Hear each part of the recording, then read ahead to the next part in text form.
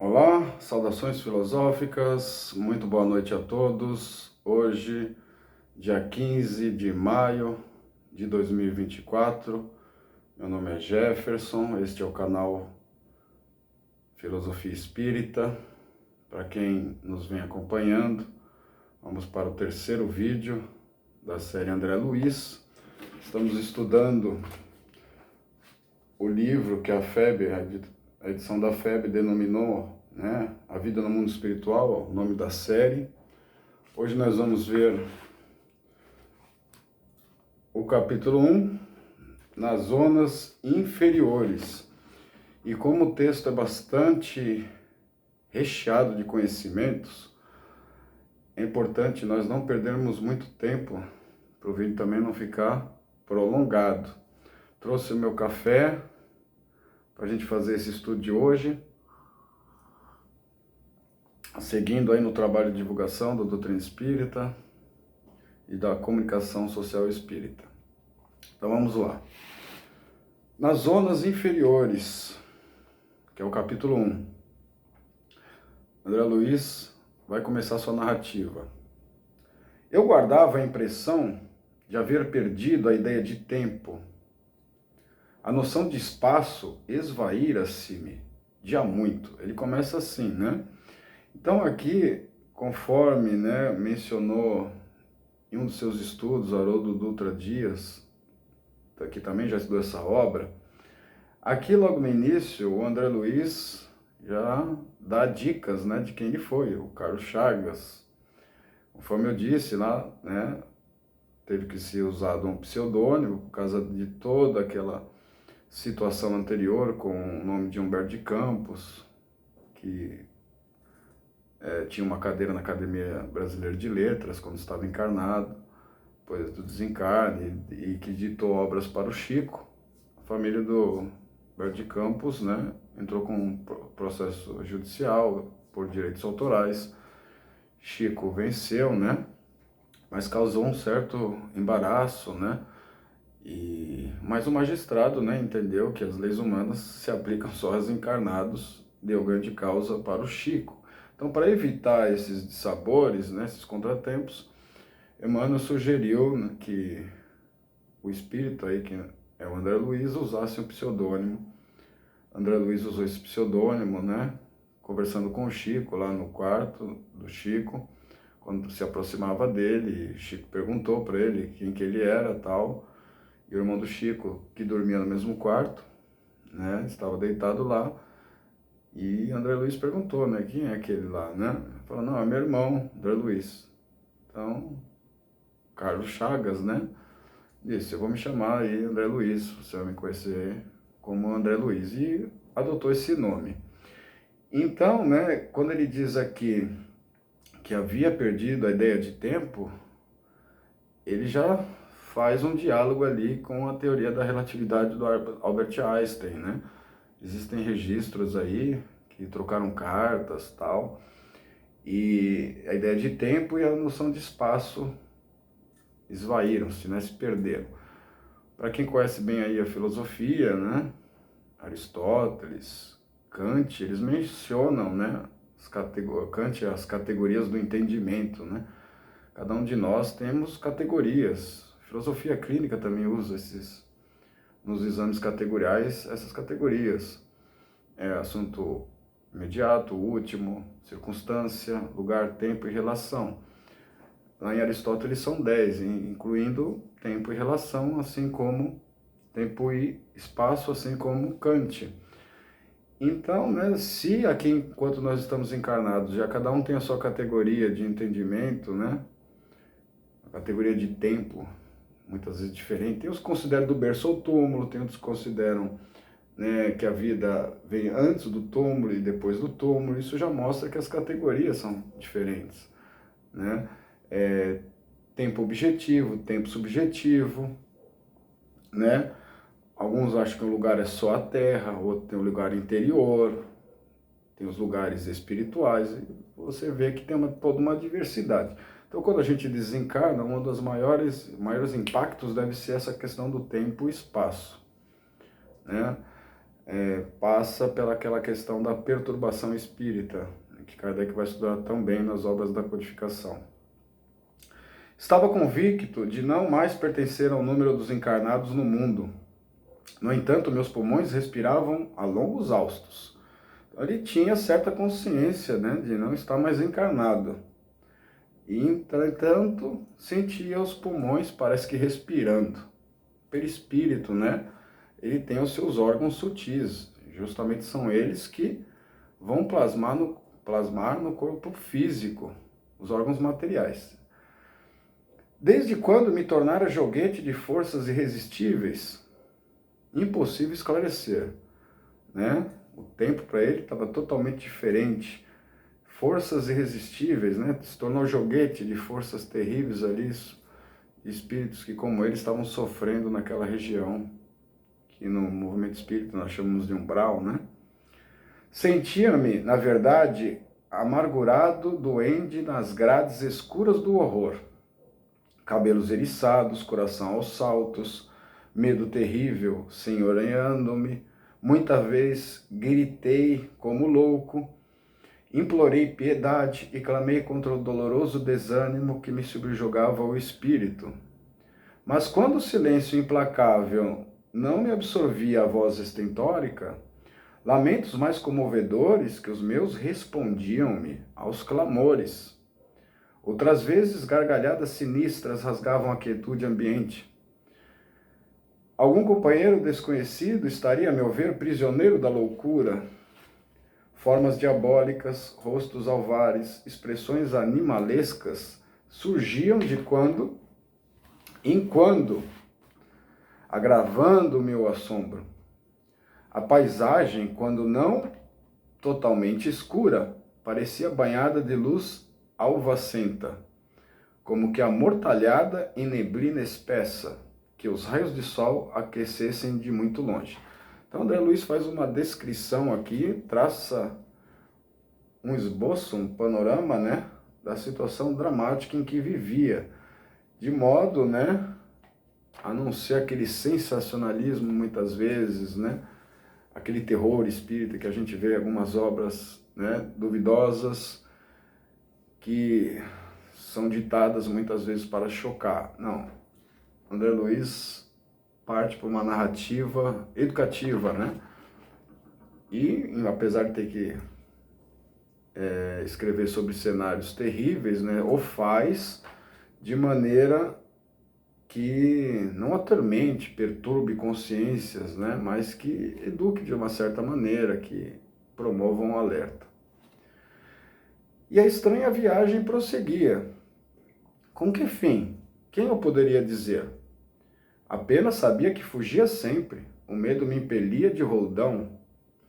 Onde o lar, a esposa, os filhos? Perdera toda a noção de rumo. O receio do ignoto e o pavor da treva absorviam-me todas as faculdades de raciocínio.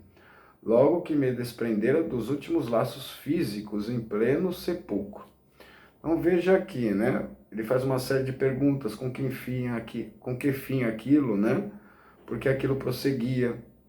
O que ele poderia dizer sobre aquilo? Eu não conseguia nem às vezes raciocinar sobre isso, concatenar ideias.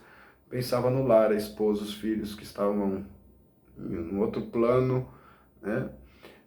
Não tinha rumo nenhum, né? Pavor e treva absorviam as ideias todas. Mas ele tinha consciência que tinha se libertado do corpo, né, dentro do sepulcro.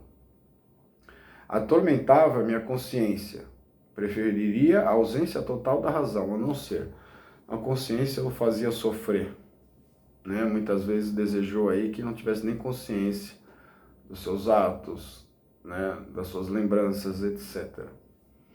De início, as lágrimas lavavam-me incessantemente o rosto e apenas em minutos raros felicitava-me a bênção do sono. Interrompia-se, porém, bruscamente a sensação de alívio. Seres monstruosos acordavam-me irônicos. Era imprescindível fugir deles. Continua sua descrição, dizendo que chorou, né, várias vezes, né, algumas vezes adormeceu, mas isso era quase que raro. Logo era acordado.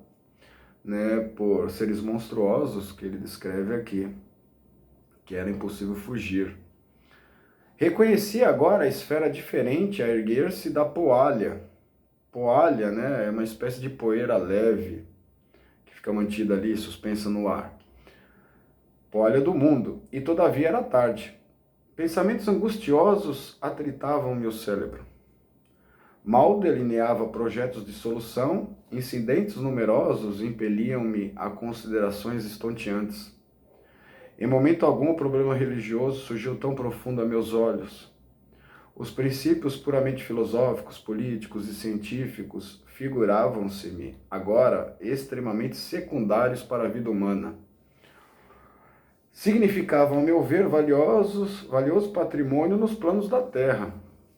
Mas urgia reconhecer que a humanidade não se constitui de gerações transitórias, e sim de espíritos eternos, a caminho de gloriosa destinação. Verificava que alguma coisa permanece acima de toda cogitação meramente intelectual. Esse algo é a fé, manifestação divina ao homem. Semelhante análise surgia, contudo, tardiamente. De fato, conhecia as letras do Velho Testamento e muitas vezes folheara o Evangelho. Entretanto, era forçoso reconhecer que nunca procurara as letras sagradas com a luz do coração. Identificava-as por meio da crítica de escritores menos afeitos ao sentimento e à consciência, ou em pleno desacordo com as verdades essenciais. Noutras ocasiões, interpretava-as com o sacerdócio organizado, sem jamais sair do círculo de contradições em que estacionara voluntariamente. É um parágrafo bastante extenso. Vou dar uma repassada nele aqui, né? Levantando as ideias aí principais. Então ele reconhecia que estava numa esfera diferente, né? Tinha pensamentos de angústias que atritavam o cérebro dele, né?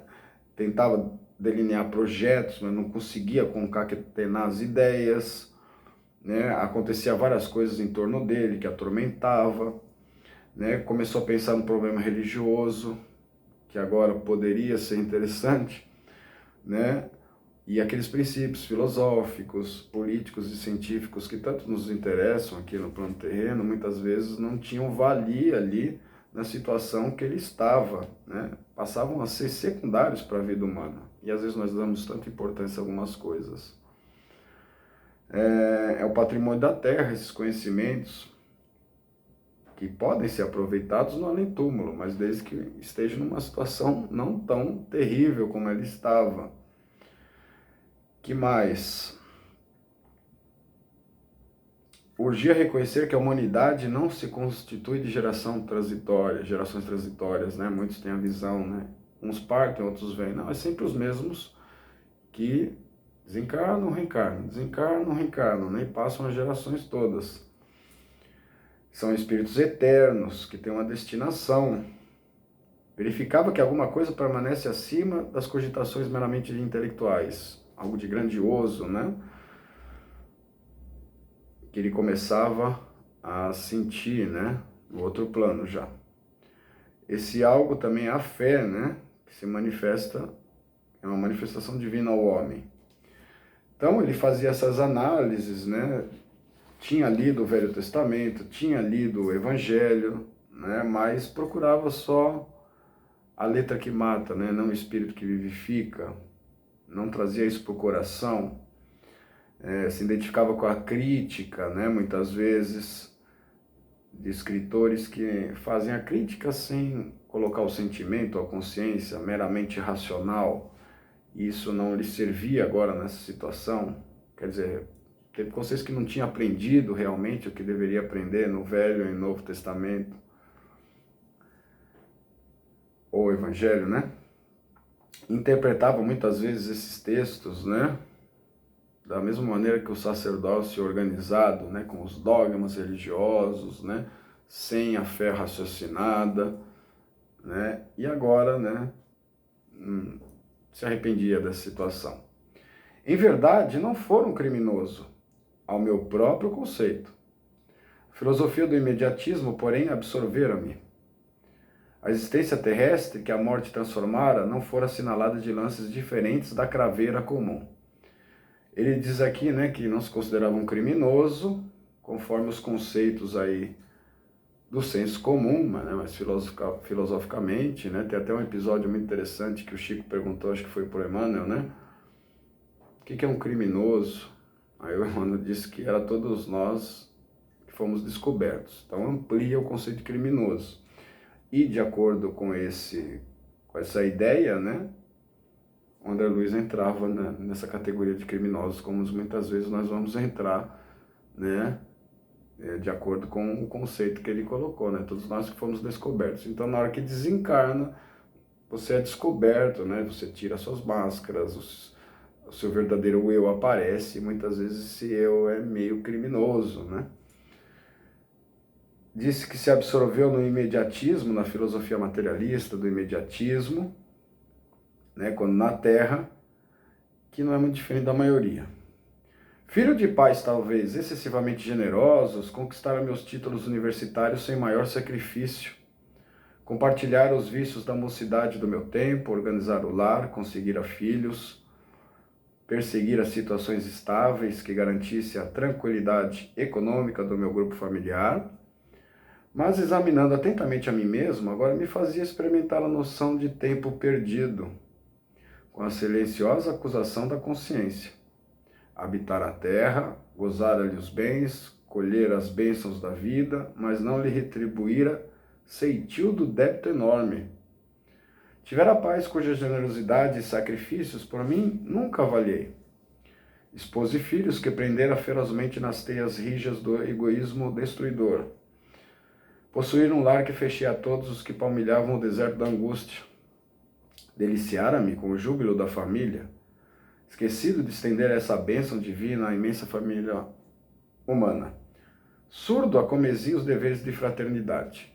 Então, novamente, né, fazendo alguns comentários sobre esse parágrafo, né, diz que teve pais generosos, que conquistou seus títulos universitários, foi médico, né, sem tanto sacrifício, já que tinha como patrocinar isso, né, participou um pouco dos vícios da mocidade, depois construiu a família, organizou o lar, né, se preocupou com a questão econômica da família, né, mas agora examinando atentamente a mim mesmo, né, percebia que tinha perdido muito tempo com algumas situações, né, e a consciência lhe cobrando, né, de coisas que seriam mais importantes. Diz que habitou a terra, gozou seus bens, colheu algumas bênçãos da vida, mas nunca retribuiu nada, né, nunca se pôs ali um trabalho em prol de uma coletividade, de outros irmãos menos esclarecidos, muitas vezes, né, já que ele tinha. Aqui a pessoa, quando ele tem algum conhecimento, tem que transmitir esse conhecimento, não pode enterrar, né, esses talentos. Diz que os pais, né, teve pais generosos, que se sacrificaram por ele, esposa e filhos, que prenderam no egoísmo, fechou o seu lar para os demais, só o círculo familiar, né, podia aproveitar essa situação. E entende finalmente que faltou com deveres de fraternidade. Enfim, como a flor de estufa, não suportava agora o clima das realidades eternas. Não desenvolver os germes divinos que o Senhor da vida colocara em minha alma. Sufocara-os criminosamente, no desejo incontido de bem-estar. Não adestrara órgãos para a vida nova. Era justo, pois, que aí despertasse a maneira de aleijado que, restituído ao rio infinito da eternidade, não pudesse acompanhar senão compulsoriamente a carreira incessante das águas, ou como um mendigo infeliz que, exausto em pleno deserto, perambula à mercê de impetuosos tufões. Já encaminhando para o encerramento, né, faz a comparação aí com a flor na estufa. Quando ela é tirada da estufa, ela sente, né, a outra realidade. É mais ou menos a situação dele, né, que estava dentro de uma estufa, né, da encarnação, desencarna, vê outra realidade. Diz que não desenvolveu os germes divinos depositados pelo Senhor da vida, sufocou, né, criminosamente, né, sufocou criminosamente esses germes divinos, no desejo incontido de bem-estar, não adestrou órgãos, né, visões mais amplas, pensamento no futuro, né, para que desse condições para que quando ele desencarnasse tivesse uma noção do que poderia vir a acontecer, da sua nova situação, etc. Então despertou a maneira de aleijado. Ele faz uma comparação com o rio, né? Dentro do rio infinito da eternidade. E praticamente vai arrastado pela correnteza, né, das águas. Ou como um mendigo, exausto, em pleno deserto, que fica ali à mercê das impetuosas tempestades. Último parágrafo. Ó amigos da terra, quantos de vós podereis evitar o caminho da amargura com o preparo dos campos interiores do coração? Acendei vossas luzes antes de atravessar a grande sombra. Buscai a verdade antes que a verdade vos surpreenda. Soai agora para não chorardes depois. Esse é o primeiro capítulo, comentando, né? Ele faz uma exclamação aí, ó amigos da terra, um sinal de alerta, que diz que nós podemos evitar toda essa amargura, né? Preparando nosso coração, nos autoconhecendo, fazendo nossa reforma íntima, e assim acender uma luz para enfrentar a grande sombra, né? Que nos aguarda muitas vezes. Né, porque nós vamos se defrontar com os nossos erros, lembranças, equívocos, né? E conclama nós a buscar a verdade antes que a verdade nos surpreenda. Diz para nós suarmos agora para não chorarmos depois. E aí ele encerra o primeiro capítulo. No próximo capítulo nós vamos estudar o capítulo 2, Clarencio, que é quem vai vir socorrer André Luiz depois desse longo período aí de 8 anos nessa zona inferior. Assim, agradeço a todos, peço novamente que se inscrevam no canal, compartilhem, comentem, que participem dos nossos estudos. Quem não tem, compre o livro, né? Vamos estudar juntos, aprender aí com essas obras espíritas, né? Que são muito educativas, né? O livro educa. E que podemos cada dia estar melhor do que o anterior, para que a nossa evolução progrida constantemente. Assim sendo, desejo boa noite a todos e até o próximo vídeo.